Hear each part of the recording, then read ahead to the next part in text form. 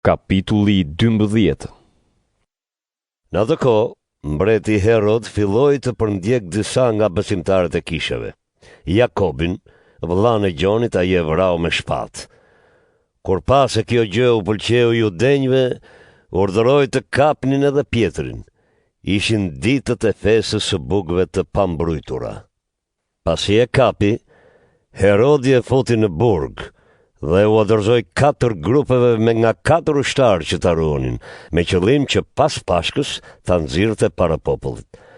Kur Pjetri ishte në burg, kisha i lutej Perëndis me gjithë zemër për të. Natën, përpara se Herodi ta nxirrte Pjetrin para popullit, Pjetri i lidhur me 2 zinxhir po flinte mes 2 ushtarëve, ndërsa rojat para derës ruanin burgun. Pa pritur u shfaq një ëngjëll i Zotit dhe qelinë ndriqoi një dritë. Ai e preku Pjetrin në brinjë dhe i tha: "Ngriu shpejt." Dhe menjëherë zinxhirët i ran nga duart. Pastaj ëngjëlli i tha: "Vëre brezin e mbathi sandalet." Pjetri u bind, pastaj i tha: "Mbështillu me mantel dhe më ndiq." Pjetri doli e shkoi pas tij pa e ditur nëse ajo që po i ndodhte me ëngjëllin ishte e vërtetë apo jo. Ai mendonte se po shihte një vegim. Kur kaluan në rojen e parë të dytë, arritën te dera e hekur që të çonte në qytet.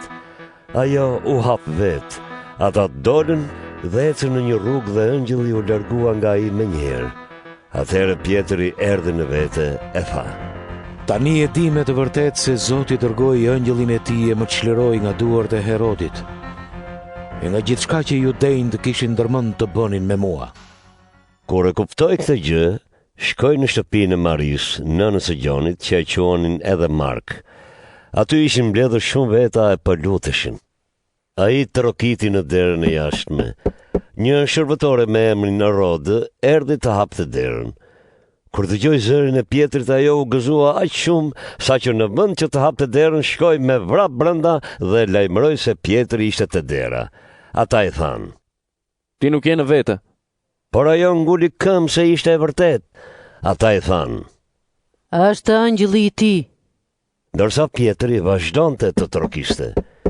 Kur e hapën derën, ata e panë dhe mbetën të mahnitur. Ai u bëri me dorë që të mos flisnin dhe u tregoi se si Zoti e kishte nxjerrë nga burgu. Atëherë u tha: "Tregojani këtë Jakobit dhe vëllezërve." Pastaj doli dhe shkoi në një vend tjetër. Kur zbardhi dita, rojat i zuri paniku kur panë se Pjetri nuk ishte aty. Herodi e kërkoi, po nuk e gjeti. Atëherë i mori në pyetje rojat dhe i urdhëroi që t'i vrisin. Pastaj Herodi shkoi nga Judea në Cezare dhe qëndroi aty. Herodi ishte shumë i zëmruar me banorët e Tirit e të Sidonit. Atëherë ata ranë në një mendje, shkuan tek ai dhe pasi ja mbushën mendjen blastit në punësit të dhomës së mbretit, kërkuan paqe sepse vendi i tyre i merrte ushqimet nga mbretëria e tij. Në ditën e caktuar, Herodi u vesh me rrobat mbretërore, u ul në fron dhe mbajti një fjalim.